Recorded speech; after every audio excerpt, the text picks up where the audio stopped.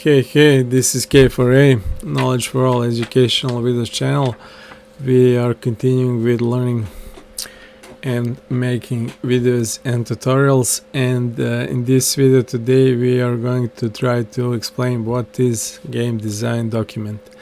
As with previous video, this one is going to be more theoretical one, so if you don't like those, skip it, but I again recommend it because few of those videos will be crucial for my kind of teaching and tutorials, and if I'm not coding or making some kind of artwork in those videos, that doesn't mean they are important, quite opposite.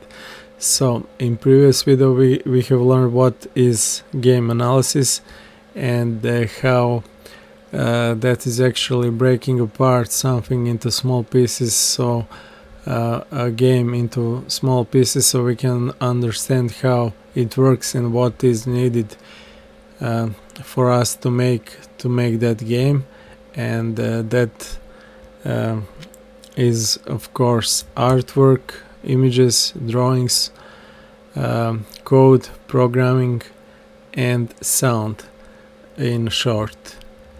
When we analyze a game which we are going to make and which we want to make, and we understand how it works, what is the next step? The next step is to put everything of those information onto the paper, digital or real world paper, in some kind of document, and that document is in game development it's called game design document, and in classic software development or in different industries it's mostly called design document or something like that. And on this video we are going to concentrate on game design and development, so we are going to talk about game design document, but as I said, it's very similar in different industries too. So again, before we start working on some kind of game, and before we start drawing, making some kind of art or music or code something, it is necessary for us to first make some kind of plan for it, plan for how to make a game. And as we said in previous video, that's what we are going to do by analyzing our game, and depending on how small or big our game is it big or small game, complex or game, or simpler game, and so on. If it's some complex game idea, the plan for that game will be complex too. If it's a big, it will be if it's a big game, it will be also a big plan for that. If it's a small game that we're going to make, then we need a small plan, and so on. I hope that sounds logic, and that's also in real world the same approach is working. So if you need a complex house, a big house, you need lots of planning to do on it, and if you need some kind of simple house, or I don't know, just to build a tent, you don't need to plan it much. Okay, as I said before, that plan in a written form, in a on a paper or a digital document, that plan is called game design document, or shorter GDD, and that's how it's called in game development world, in studios, in indie development also, and so on. The whole idea is that you start writing the plan before you start making the game. So that's called in game development also pre-production. So before you start making the art, when you start making the art, the code, the sounds, that's called production, and we want to start making the game design document before that. We want to make our plan before that, and that's called pre-production. So again, make the GDD, the game design document, as soon as possible The moment you have the idea, you can start writing it, and then later you will improve it. Game design document is called a living document because it's actually we can say that it's actually never finished. You start making it before you start making the game, but also later when you start working on the game, because you will have some kind of changes on it, no matter if you're indie or a studio. You will probably need to add or remove something like some kind of characters, enemies, environment, and so on. So you will also address that in your game design document and remove it from there. That's again just simple logic, common sense. You will change your game idea as you work, because you will lack some kind of resources or knowledge, or you will maybe learn something new, some kind of new game mechanics or something like that, so you will want to implement it in game, so you will implement it in game design document too. So again, if you remember from previous video, when we analyze the games which we are going to make, or our game ideas, the games are made of art, code, music, and so on, so you will have to put descriptions for all of that in game design document. Write it down in your terms, in your the way you like it. It doesn't have to follow some kind of rules. But if you have a studio or lots of friends are working with you on the game, then you will have to write it down so everybody can understand it. And the game design document should be available to all members of game development studio, so everyone are on the same page, so everyone knows what you are currently working on and what is finished and what is expected and so on. And that's again theory. In practice, some people avoid reading it if you have some complex games and lots of pages in game design documents. Some members of team will read only what is necessary for them. So that's again something from the real world. You cannot stop that. And that's about the scope of the game design document. Again, it depends on how simple or how complex your game idea is. And the question you may be asking now yourself is, do I need to make a game design document at all? Again, if you are a small one person studio or small studio with couple of guys, you maybe don't need it if you make some kind of simple game. But again, I would strongly recommend doing it because of learning it, how it's done, so you can later use that knowledge for more complex games.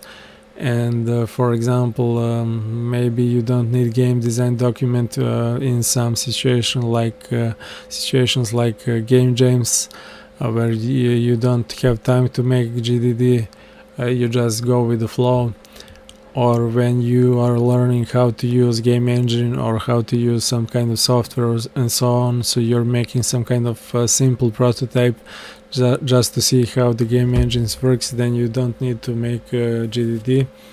But for every game you're going to publish or sell or even use in your CV, I think it's much better to try to make a game design document for it. And there are some examples from real world that some people didn't use game design, and they have made professional and good games which sell in nice numbers. But again, it's not rule, it's more from time to time you can see that as some kind of exclusion, not rule. Okay, so you can again type on Google what the game design document is, and we can see that Wikipedia defines it as a highly descriptive living software design document of the design for video game. Again, it sounds more complex than it is. It's just writing down the analysis, the plan for your game. For simple games it will be very simple, and maybe you can avoid it. For more complex game it will literally looks like some kind of book.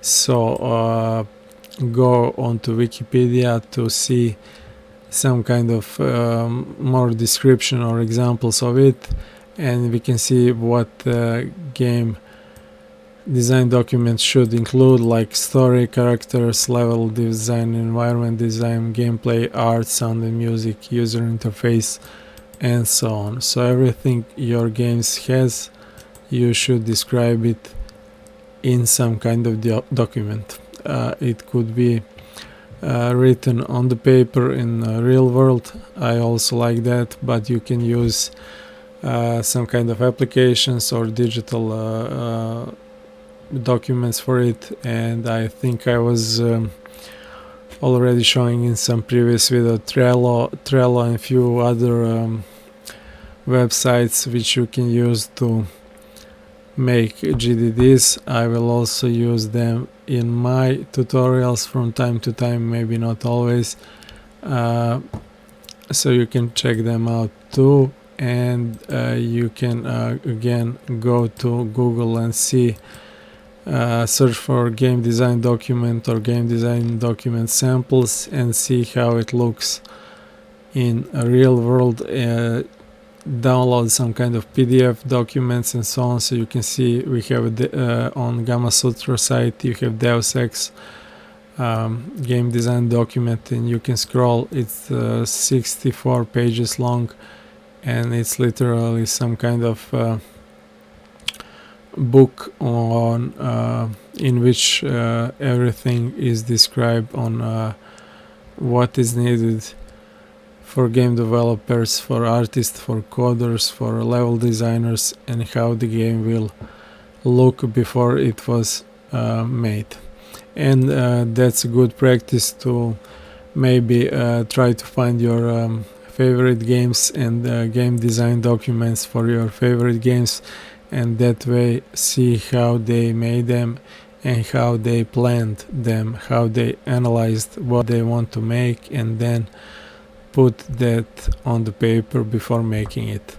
Again, you can learn a lot of different stuff reading just other people documents, like level design and so on, and that way improve your skills. For my tutorials, most of those will be very simple, but again I will strongly recommend that and push that as much as I can, because that's the way I like doing it. I think that's the only way for beginners and intermediate users, and that makes sense from my point of view. So again, from game to game, from tutorial to tutorial, I will make some kind of simple game design documents, and you can follow that or skip that if you don't like it, or you think it doesn't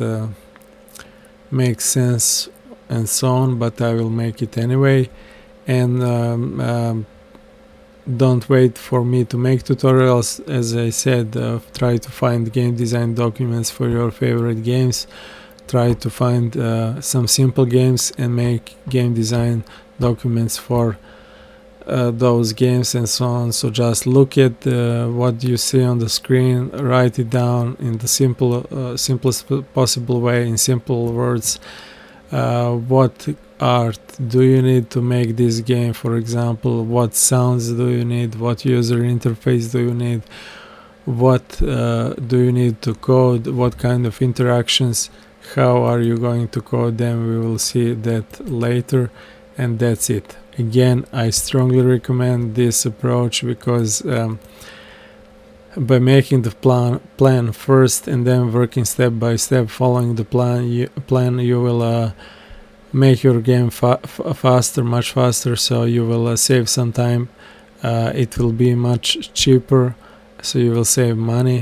And if you ask yourself how it will be cheaper, well, because you won't be making errors that much, you won't be making stuff you don't need, you won't be making art you don't need, or buying it if you don't need it. You will make a plan first, then buy or make only what you need, and on long term it will be better, easier, and with less effort.